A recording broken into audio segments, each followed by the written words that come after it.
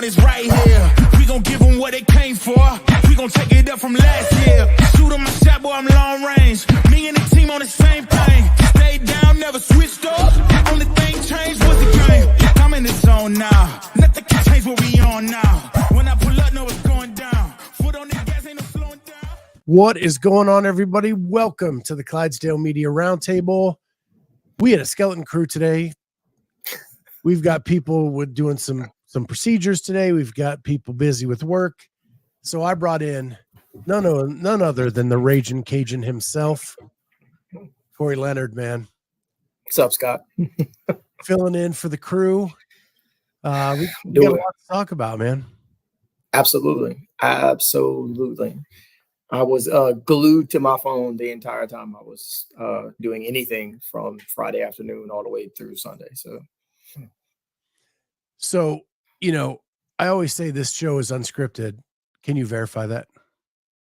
Yeah, we are 100% unscripted. Yes, indeed. Yeah, it's nighttime, Nick. That's what the problem is. It's dark. Yeah, the Sunday night show, very much scripted, very much notes. So we're all on the same page. We're all across the country. This one, we just hit go. 100%. I don't even have any cuffs to go off of, so we're good. Yeah. So first things first, man, did you get MURPH in? Yes. Well, scaled. My plantar fasciitis in my right foot is, as of this morning, probably about 90% or so. Didn't feel too bad today. Still gonna get some treatment tomorrow. So I did 5K on the Echo bike and then another 5K on the Echo bike and did 20 rounds. Well, actually, I didn't do 20 rounds of Cindy. I did 10 rounds of 10, 20, 30 as far as the pull-ups, push-ups, and squats were concerned in the middle, and a 5K Echo bike to start and finish it. So, yeah. I mean, I did MURPH. Wow. I just needed to do it the only way I could.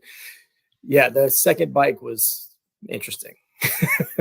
Yeah, because I did half MURPH, and I did a mile, so 1,600 front, 1,600 back. That 1,600 back was horrible. Oh, yeah. Horrible. Absolutely. The second run, anytime I think I got it logged 9 times in the 6 years I've been doing CrossFit. The second run is always what gets me. Like first run, I'm feeling fantastic, getting out there, getting after it. And the second run is just basically a trudge just to try to finish it up. Yeah. The last time I did it full version, I cramped up bad, man, on that last run. Like I'm the calves almost the whole way, stopping, stretching, start running again, stretch it. Fun fact is that, so MURPH yesterday and then Mr. Brandon Luckett, who, EMOM company programming, went ahead and programmed heavy back squats today. So went in there this morning and 300 air squats yesterday and squatted 355 for 6 this morning. At the end of all that, I feel great. Yeah. Get that blood flowing again, man. Absolutely. He literally told me sorry, not sorry. So let me ask you this. When I first met you, you were doing comp train, right? Yes. And now you're doing EMOM? Yep. Since right after MFC last year. Someone came to do some smack talking. Oh. Yeah, buddy. What's up, Charlie? What's up? I wasn't gonna come on, but I saw you on here, and I said, "I can't allow this." Can't let. Yeah, hey, I don't blame you. I wouldn't have let me be on here either if I was you. We got the all dude show today. There you go. Hey, man, absolutely. So speaking of EMOM programming, are you still doing that, Charlie? Oh, the EMOM stuff? Yeah. Well, I mean, it still comes to my phone. No, I did it last week. I just haven't done it that MURPH about wrecked me. I'm still recovering from that. Kenneth DeLapp says the biggest rivalry in CrossFit, Cory and Charlie. It's way worse than Rich and Matt. Yeah. Which side you got, Kenneth? We just got to get the picture of you two shaking hands and like frowning. Yeah. The awkward kind of. Yeah. We're shaking hands. We're totally cool with each other. Some random gym in the middle of nowhere. Right. Not even in the gym, in the lobby of a gym somewhere. Right. I'm not working out with him. I'll just shake his hand. Yeah. We just both happen to be here. Hey, let's take this picture right quick, like so people would leave us alone. It's fantastic. So Cory was telling me that he did MURPH and then EMOM programmed heavy back squats the next day. Oof. Yeah, like 8 at 65%, 8 at 70%, and then 6 at, and then 6 at, and like the last one was like at 85% or something like that. It was fun. I heard Charlie, or your MURPH went pretty good. I mean, I didn't beat a record, but I can tell right now I'm not as spry as I used to be. But I'm still in my prime. Absolutely. Kenneth says 8 back squats. That's cardio, man. Yeah, Ken, try them at 295. Let me know how that works out. I mean, I was definitely breathing hard, if that's what you call in cardio, for sure. Write that part down. Well, after my half MURPH, man, on Sunday morning, I woke up yesterday. My back hurt so bad. Not hurt, was sore. Be clear, I did not hurt my back, but man, I was sore. I don't know if it's just all the core that MURPH takes, but damn. Feel better today, though. That's good. Well, So ready to get back at it. Anderson says any heavy weight past 2 reps is cardio. I don't disagree with that, Andrew. I would rather do one really heavy one than 7 not quite so heavy ones any day of the week. What was that workout we did that one time, Charlie, where it was a partner workout, 30 bench press, 30 squats, 30 deadlifts or something like that? Yeah, that sounds about right. Was it heavy though? Yeah. But you and I were all giddy. I mean, that was our that was our wheelhouse workout right there. I'd be That was down a with fun that. one. That sounds like fun. It was, yeah. And we were just trying to go, of course, because we were trying to win, because we thought it was the wheelhouse, go as fast as possible. But I'll tell you, my man Charlie, like his bench press endurance is freakish. Like I can put up some weight, but I can't do it for as many reps as he can. That's all I got. Well, that's I don't have. I mean, me and Alex Gazan have the same 1 rep max. So I mean, but that's not. You probably got bigger than a lot of people. just saying. Like I saw her put up 265 and I was like, oh, that's fantastic. Me too. Yeah, well, speaking of Alex Gazan, she just did the semifinals last weekend. Any thoughts about what we just saw last weekend? Dude, she looked strong and fit. Sweet Jesus. Like that last event, especially, like she was shot out of a cannon. I mean, lunge all the way across the line with them 270s. I was telling my wife, I was like looking at their times, like the women's times with the women's dumbbells. I said, I don't think I'd have finished that in twice that cap, much less what they were doing it in. What she was like 255, right at 3 minutes. It was insane. Her and Kerstetter put on a show on Sunday that, well, just there's no way anybody in the East beats. No, I don't think so either. Not on that one. That's for sure. Well, I felt bad for Olivia. Ladder, what, sub 4? Nobody else went sub 5? Yeah. She's strong, dude. Like she is so strong and she's technical. She didn't just muscle it up there. Like they all look phenomenal. The kid's insane. Any thoughts, Charlie? Did you get to watch any of it? I watched some of it. Is Cole still in? Did he? I'm not sorry. Gray Saber or Sager? Sager. They're both in. They're both in, actually. Yeah. That's impressive to me that Cole made it again. 11 years in a row. Right. He's getting up there. Him and BKG, the only two to do it. And doing their program, if anybody still follows that business. Yeah. Cole Sager, the lone ranger for the comp train programming. Carrying the flag. What's hilarious about that for me is that he was supposed to retire. You remember that? Like at the games last year, he's like, this is my last year. I'm not doing anymore. I'll be coaching the elites and whatnot now. And he's like, well, I qualified, so I guess soon. And we don't have any elites to coach, so I might as well just coach myself. That's what he meant. I'm coaching myself. Yeah. By elites, I mean I'm coaching me. Yeah, I felt most bummed for Tudor. I'm a big Tudor fan. I think like he's right on the cusp. The fact he got no rep for touching the line when other people didn't get that on the handstand walk, that may have made the difference of him qualifying or not. 3 points out. Felt bad for that. Who's he with right now? He has this guy Ed that is his coach. It's not a camp. Just some guy named Ed, like he run into him at Walmart or something. I think that's like, hey man, that's the mystique of it all. Is it's just this guy named Ed. He's actually been around the space a long time, but if you saw him, you would go, "Oh gosh, I've seen that guy around." Roger that.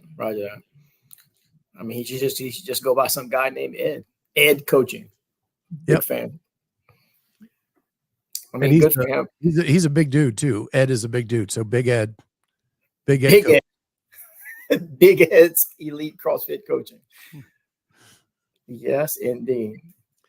Like Jones, elite coaching and fireworks sales. Here at Big Ed's. Yes.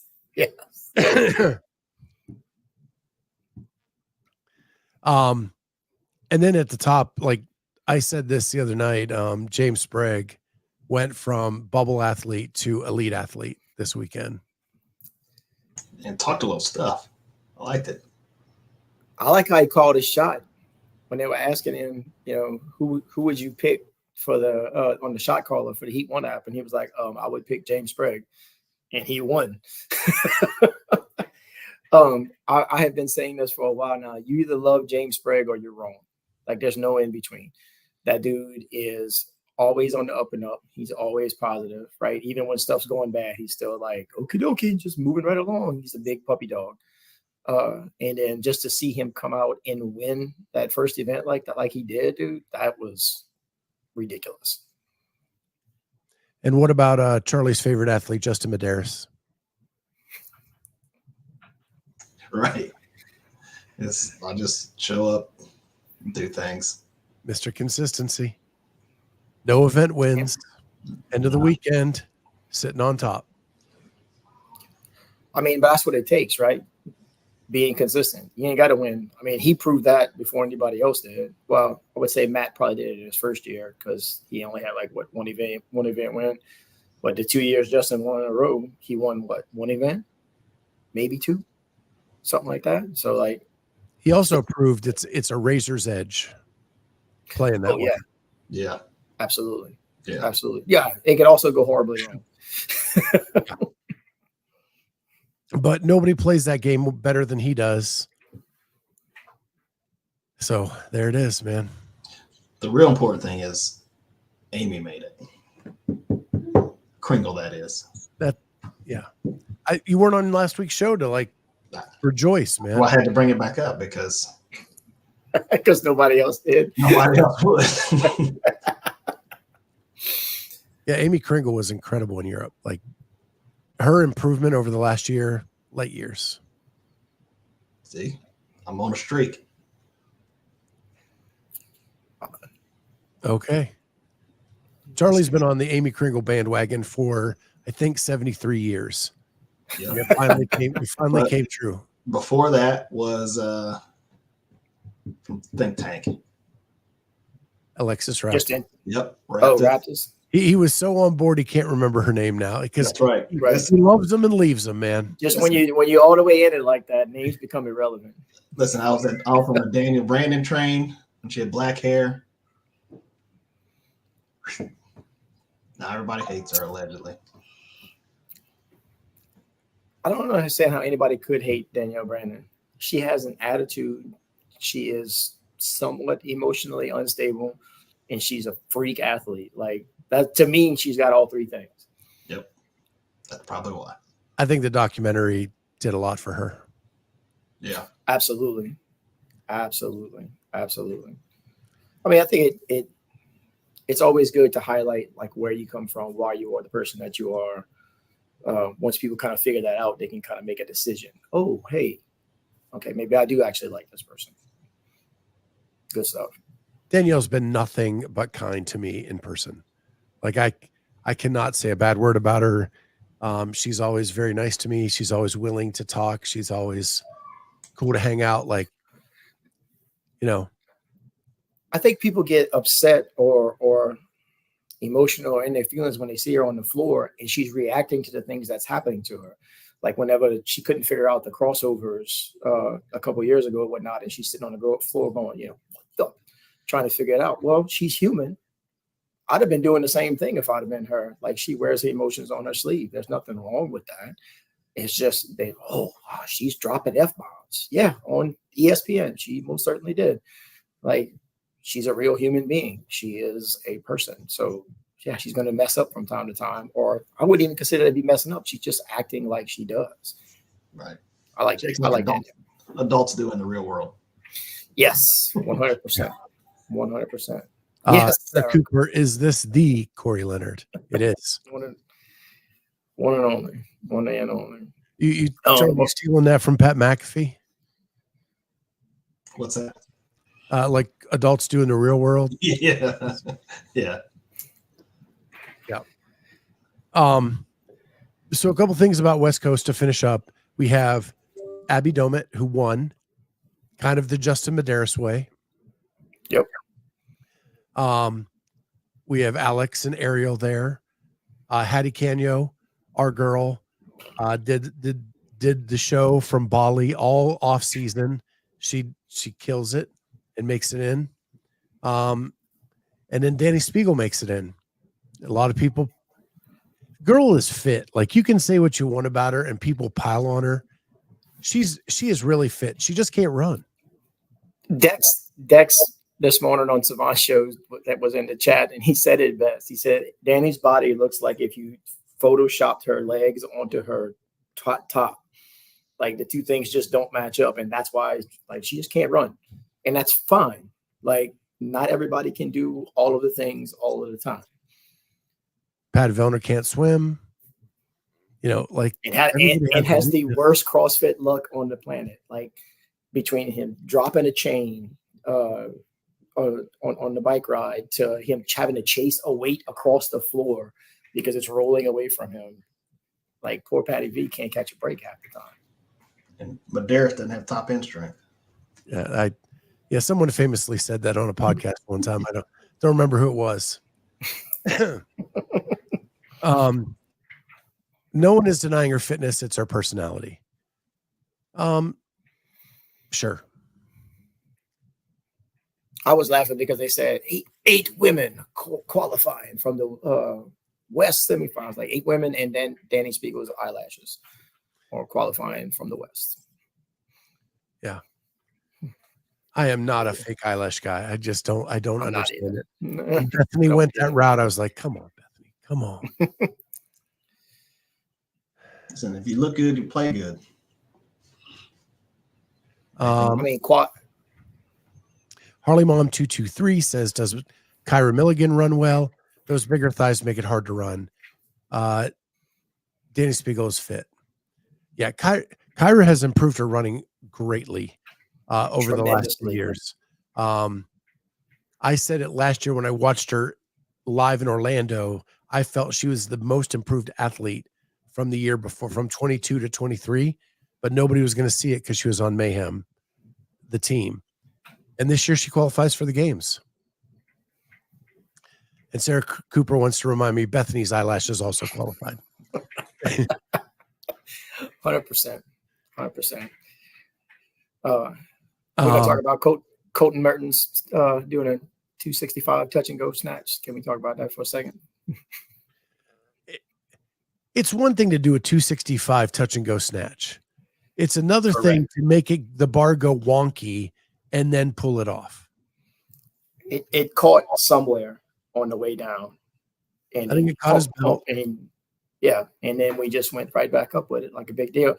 My favorite part of that entire sequence is after, when Brent does his second one and then is laughing hysterically as he comes across the line, because he was like, holy shit, did that really just happen? Like, yeah, dude, that just happened. To put this in context, in 2021, Tola Morakinyo attempted a touch and go snatch, and he had a clean shot at it and missed it. Yeah. One of the strongest guys in the field. And Tola's more known as being a weightlifter than freaking than Colton is. That was incredible. But what has been highlighted awesomely, not awesomely, but what's been highlighted, a complaint I've had from a media perspective, so many people were in front of Colton that nobody got a clean shot of the touch and go other than the broadcast team. And that sucks. I hate that. I hate that we have cameramen all over the floor. In Europe, they were tripping over the risers that the girls were using on the rig and moving them out of the way. They were standing right in front of people trying heavy snatches and getting waved out of the way. Like, you have a zoom on your camera. You don't need to be right in front of their face. No. So, but yeah, that was impressive with Colton. Even more impressive to me was his run. Finishing top 5 on the run. I didn't see that coming at all. I'm gonna be completely honest here. I did not see that coming. His big legs don't seem to be a problem. Hey, bro, he is 2 inches shorter than I am, and if I would have done, I wouldn't have bet on me whatsoever, because I know what my run pace looks like. But for him to finish where he did, that was phenomenal. Heidi Kroom asks, "Who is this chap?" His name's Charlie. Heidi. I've been on a lot, but I'm back again.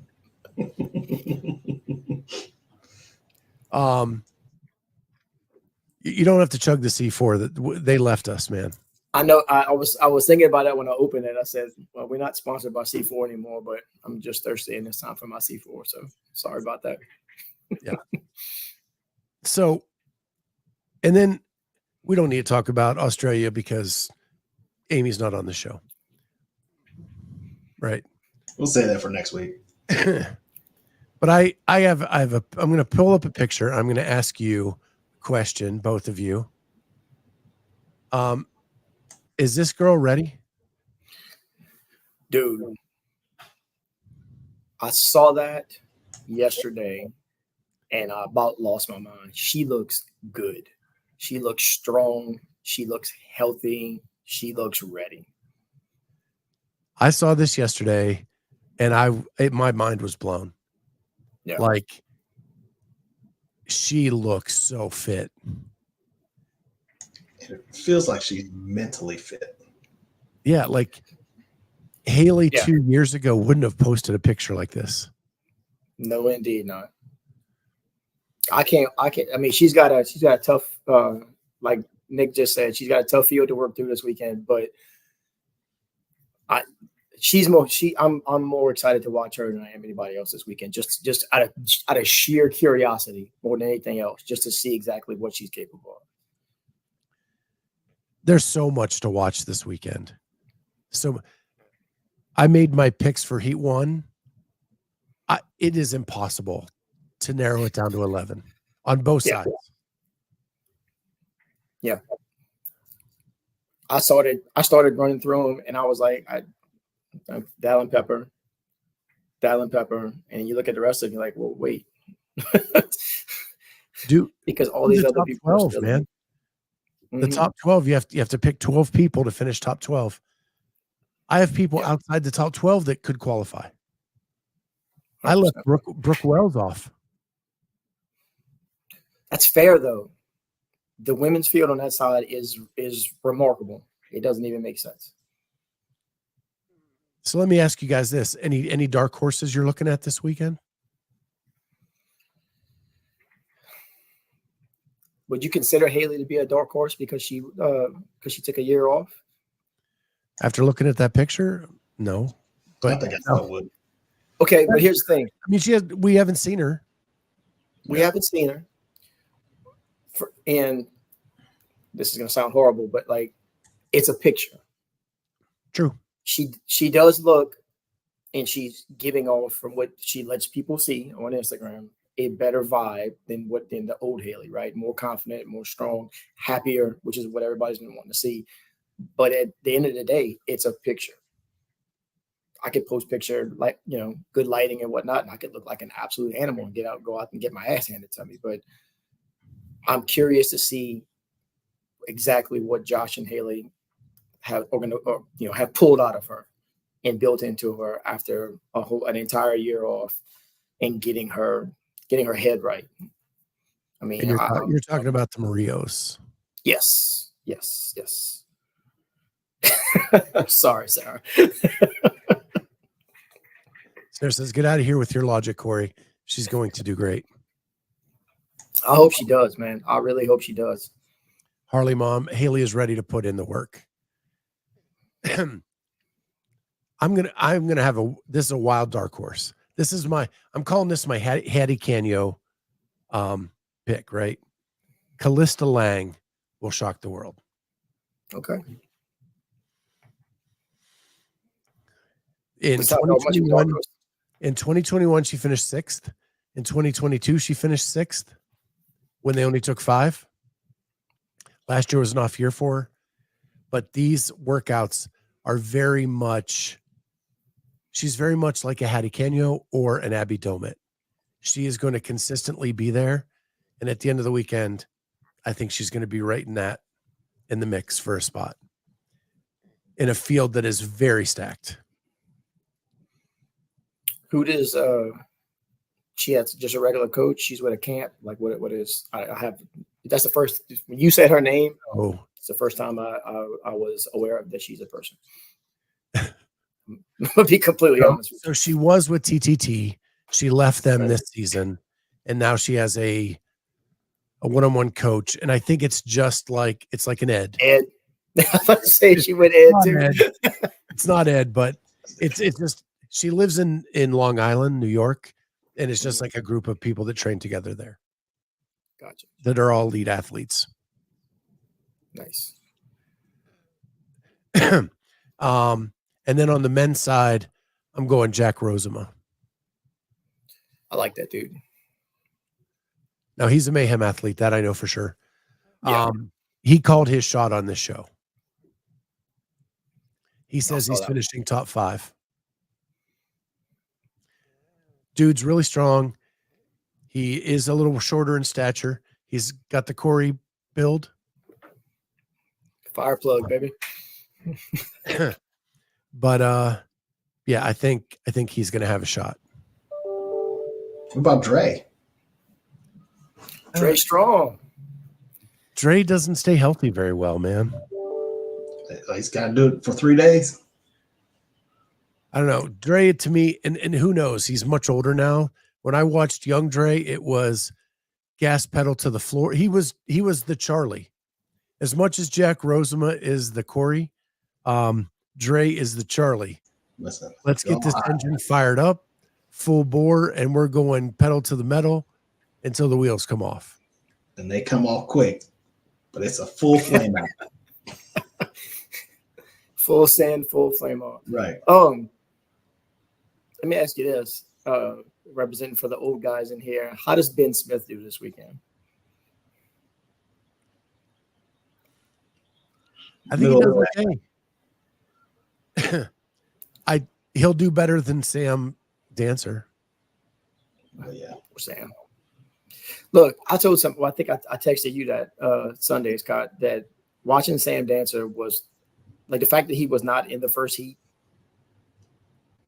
and was like competitive with all these young guns and young kids and whatnot is a testament in and of itself. Like that dude is a freak. Considering he won the Masters division last year and was like, you know what? Let me see if I can qualify and wasn't, dragging the bottom of the barrel the entire weekend. I think I responded to you by saying, what's sad to see with Sam is the man who could hit home runs has warning track double power now. Right.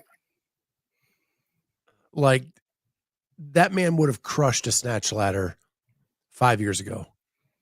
And now he just has like a safe double. Yeah. Once you cross over 50 years old, though, things start hurting. Oh, he's only like 37. He's like, 30, 36, 37, something like that. It's all the same. But a lot of these workouts are what Ben Smith would have had a home run in. That's why I'm curious just to see. The man is awesome on machines. The man is one of the best rope climbers the sport has ever seen. He's decent on his hands. He's always been able to grit through stuff like that final workout. It's just, how much is it left in the tank, man? And for a 3-day weekend, can he stay healthy? Because he hasn't been able to do that. Like last year at the games, popped a knee right in day one? Like late day one, huh? Second workout. Yeah. I'd love to see it though. I mean, he's also been in the sport since he was a literal child. So since he was 18, 19 years old, trying to qualify and then qualified 10 years in a row. Well, he didn't qualify the last year, but they invited him anyway. Yeah. What about our guy we always pull for there, Scott? Old Trevor. Trevor Meyer. We haven't seen him here. It's going to be interesting. I'd love to see it. I'll tell you who I'm really pulling for is Saxon. After a year off, I think he finishes on the podium.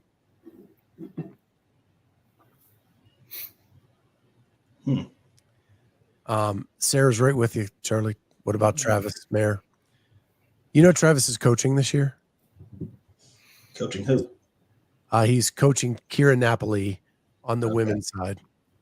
But they've already made an agreement that she doesn't want to interfere with his athletics. So she doesn't need him day to day or minute to minute over the weekend. She's going to have her fiance back there to do that stuff. And they've made all the game plans ahead of time. So it's cool. But does that distract him at all? So she's got the Travis Mayer Cliff Notes back there. She said that she doesn't like someone in her grill all the time. Mm-hmm. She wanted somebody that was kind of there for training, coming up with strategies, but not necessarily a hands-on coach. So they have their strategies developed way ahead of time, and she's just going to apply them over the weekend. And he's going to do his thing. She's going to do her thing. It could help depending on if she goes first. He's like, oh, okay. We thought about that. Maybe we don't do this. We switch it here. And then he uses that strategy. Yeah. Did either of you see the Misfits video? Where they filmed the testing of the final workout. And it was Paige and McKenna. Basically, it wasn't the final workout. It was testing the grip strength. So they didn't tell them how many rounds they were going to do, but they had to go ski erg till their heart rate was way up, and then dumbbell 75s for as long as they could go, max effort to train that final workout. And what blew me away is the second round, Paige went further than the first round. Mm-hmm. But it was all to train they made it a competition between the two. They put a cone where they each finished. Can you pass that person? Can you pass your last one? And then tell them how many rounds they were going to do. They ended up doing 3. It was crazy. That's no thank you. I mean, I would probably do something similar to that if I was testing us for a specific workout. I didn't want to actually run through the workout itself, so I could see that. But I'm gonna tell you, dude, like 70-pound dumbbells for somebody who's not a games athlete are heavy to be lunging across the floor with in any position. Doesn't matter. Farmers carrying, whatever. We had them for the age group online.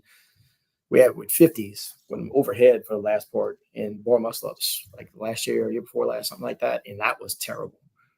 So like just be able to hold on to that after you just did 15 ring muscle ups, like, no, thank you. Mm-mm. And then for them to be finishing it in between 3 and 4 minutes, it's wild. Or 2 something if you're Alex Kazan. The one thing I did notice too is, in some instances you see the athlete swing the dumbbell to kind of give them the momentum in the lunge. There was none of that during this, because because it taxes the grip more. It's going to tax your grip more, but it's going to help you with the lunge. So, because you're building momentum as you go to be able to keep going. So it's kind of a trade-off thing. You can hold on to them. And if you got good grip strength, and you can kind of use that momentum to keep yourself moving while you're lunging, then yeah, go ahead and swing them. But if grip strength isn't all that great, you're going to want to just kind of hold them as tight, static to your side as possible while you lunge as fast as humanly possible, so you can stop whenever, get across the line and stop. It's definitely a feast or famine thing, or from my perspective anyway. Unless you're Alex or Heinrich Kapelainen, and you just go big baller and hold the dumbbells for another 10 seconds and stare at the crowd. Just getting across the line. And like, I forgot, I think it was Adrian had said it, like she had a look on her face like she had no plans on putting them things down at any given point. She was like, nah, I'm just going to walk across the line. It's fine. Or lunge across the line, rather. Judy Reed says, how tall is Kazan and what does she weigh? 70 is so heavy. I mean, I'm terrible at weight guessing, but she's a taller athlete. Not like Emily Rolfe tall, but like she's taller than like Ariel, and I'd say 5'6", 5'7". Like Daniel Brandon's height. What's that? Maybe like Daniel Brandon. No, Danielle's way taller than Alex. Danielle and like Emily are the taller athletes in the field. And then Alex would be like an inch or 2 shorter.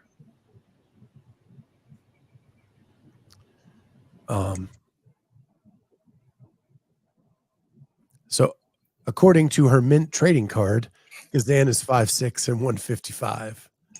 I'd say that's probably about right. Yeah, Danielle, Emily are like 5'8", 5'9".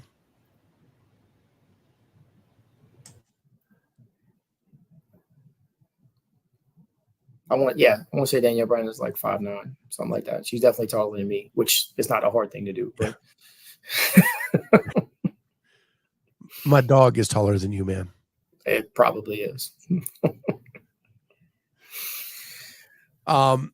So putting you on the spot, who is going to win on the men's side? Who's going to win on the women's side this weekend in the East? I'll tell you what, let me see who I got picked. I got Dallin on the men's side. And actually, I got Alexis Raptis on the female side. Charlie? I think it's probably going to be Roman on the men's side because he always just destroys this stuff. And then, I mean, I don't know how you don't say Tia. I mean, what? I know she's got whatever issue she's got, but she's still Tia. So I picked Tia. I think she has a better shot at winning this than she does the games. I think that with more events at the games and Tia being off a little bit, that's the time to get her, not in a short competition weekend like this. So I go Tia on the women's side, and you can't be the champ till you beat the champ. And Jeff Adler's winning this weekend. Yeah. I mean, Adler is so well-rounded. He's going to kill the run. He's going to kill the snatch ladder. Like, and a lot of these, like, that's a weakness on one of those two, and he's not weak on either. I mean, that's fair. That's fair. I think I got him in second. Yeah, I got Dallin first and Jeff in second. Dallin's a year away. Well, as I'm thinking about it, Emma Lawson's. I got Emma Lawson in second right now. I got Alexis, Emma, Tia. 1, 2, 3. And here's the thing. It's not that I don't think Tia can win the whole thing out. I just don't think she cares to win the whole thing out. Does that make sense? Yeah. Like, as long as she qualifies, she's good. So I don't think she's necessarily coming out trying to dominate everybody in a semifinal when she does not have to dominate everybody in a semifinal. Right. Just get in. Don't worry about winning. Get in. Yeah. Especially if, and I know that her wrist thing, whatever, has probably been overblown at this point, but staying healthy, doing what you got to do, qualifying, and then moving right along. Yeah, I actually have it Tia, Raptis, Lawson. Just because I think people at TTT have told me that Raptis really attacked her holes in the offseason.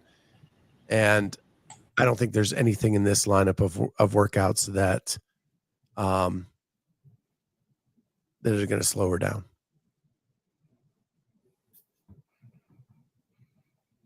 It's just Tia is so good. I can't, like, Tia's going to kill the snatch ladder and the run. She's great at all the other aspects. Absolutely.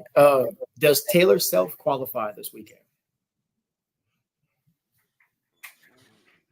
I actually have him in as the last qualifying spot. But I don't know. I think, and not having seen him since Wadapalooza, was that 2 years ago, and just seeing, like, with the Kill Taylor stuff and seeing some of his videos and whatnot, training, he is very, very feast or famine. Like, we're either going to hit a home run or we're going back to the dugout and sit down.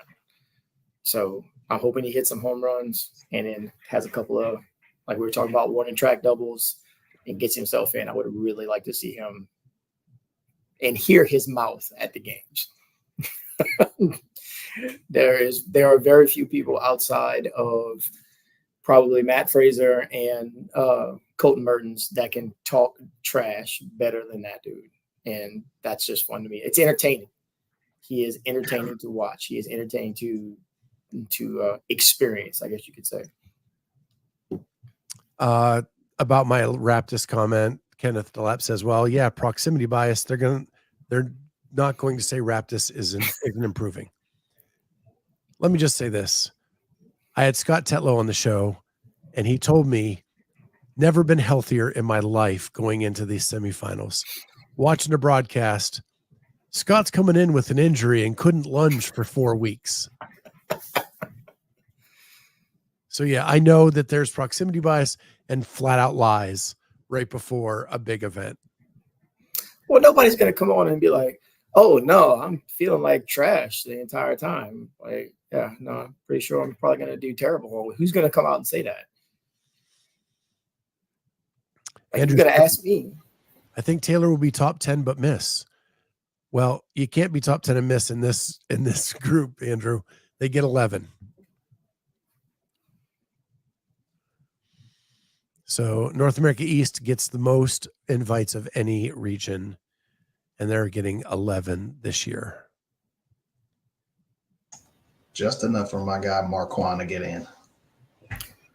I love Marquand, but he ain't getting in. He's going He's to. He's a great human being. He's incredibly fit. Ain't going to the games. Wad Zombie says, I hope he goes in confident. Taylor can go to the dark place and stay there more than anyone in the field. True. But I said this when they did quarterfinals. When you're looking at like Mertens and Hopper and Dallin, they all have a little bit more natural God-gifted talent than Taylor does. And in a one-time workout, he can go to that dark place and make it hurt and compete with them. To do that over 6 events wears on the body. What happened on the 4th event of that quarterfinal weekend where his body just said, no more? He just fell off the box. He more than fell off the box. He didn't know where he was. Him. No, that's what I'm talking about. Like, he didn't bail off the box. I've done that a million times. He landed and then just slow motion tipped off the box and fell down and kind of came to when he realized he was on the ground. Oh yeah, I guess I ought to finish this workout. How many people can do what? Not even can do that and will keep going. Right. It's just there's a point where the body just can't go anymore. Right. And does he hit that?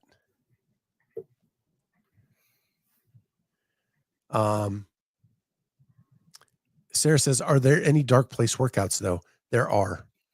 That row handstand walk is a flat out sprint. I think depending on who you are, the snatch ladder is if you're Olivia Kerstetter, it's an all out sprint. But I would say the first 3 are rough. Like that run, clean and jerk workout is going to be rough. And in Knoxville, there is no flat land around that venue. So you're running hills for your 800 and you're going to be doing clean and jerks. That's going to be tough. And then that front squat, is it front squat? Toe to bar? Double under. Yeah. That one's going to hurt too. That one hurts just thinking about it, dude. Like, 100 dubs, jump up, 20 toes, and let's go ahead and front squat 225 for, 10 reps at a time? Bro. Will Taylor be in heat 1 or 2 this weekend? I don't think so. I think, he'll be in heat 1 for the first event because he comes in that. But he's going to do well in that run, clean, and jerk. That's just something he's really good at. And I really think the first 3 workouts play to his favor. It's the last 3 he's going to struggle with if he struggles. So I think he'll be up there he'll be in the top heats for most of the weekend. Nick asks, is there any way to split the U.S. to make it more even, north, south, or something else? Bro, don't get me started. I live in South Louisiana on the east side of the Mississippi River, and I'm in the west. Makes no sense whatsoever. The only thing that even makes any kind of sense as to how they split it like that, it's got to be population. That's the only thing that makes any kind of sense. That they drew a line and said, okay, this side of the country has this much population, so you're going to go here, and then the East Coast is more densely populated, so those people can stay over there for that. But like the fact that Brandon and Scott and Max and Jacob all had to go to California whenever Knoxville is, I think it's a 6 or 7 hour drive from here, something like that, makes absolutely no sense whatsoever. I think the only fair way to do it, and I think people saying that the West was down, I think top 15 we're good on both sides. Because there are people not going to the games that most of us thought were going to the games. So I don't think it's as shallow at the top. It's shallower at the bottom. What I will say is what I'd love to go back to is all of North America, top 80, and then you divide them evenly amongst the 2. Yeah. 1, 2, 3, 4, 5, so that you get a fair breakdown east-west, if that makes sense. Mhm. Absolutely. Because when it was 4, that's how they did it. It was 120. They split 30 in each.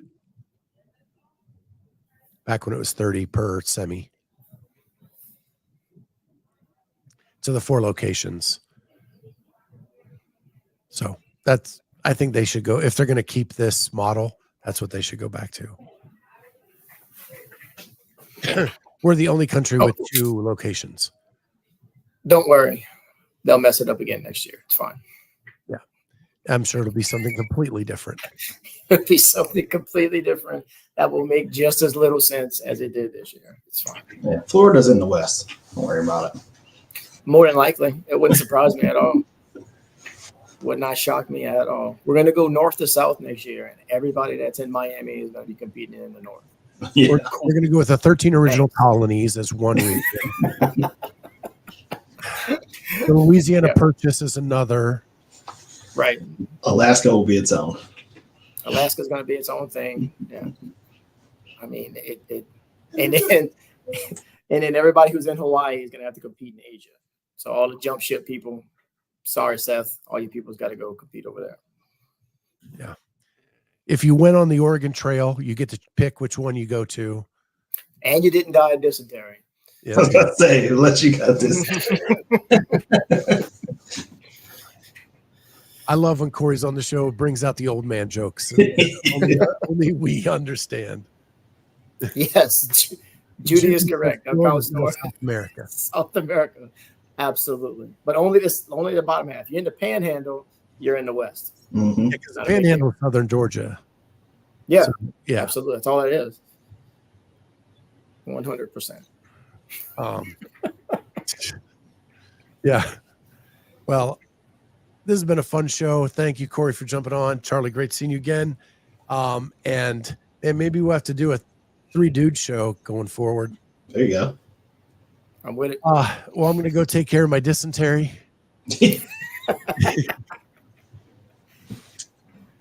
Wad Zombie, we'll leave on this. There's enough Cubans there to where South America makes sense. He is not wrong. I have been to Miami. Great food, though. Great Cuban food. So we will see everybody next time on the Clydesdale Media Roundtable. Thanks, guys. See you all soon.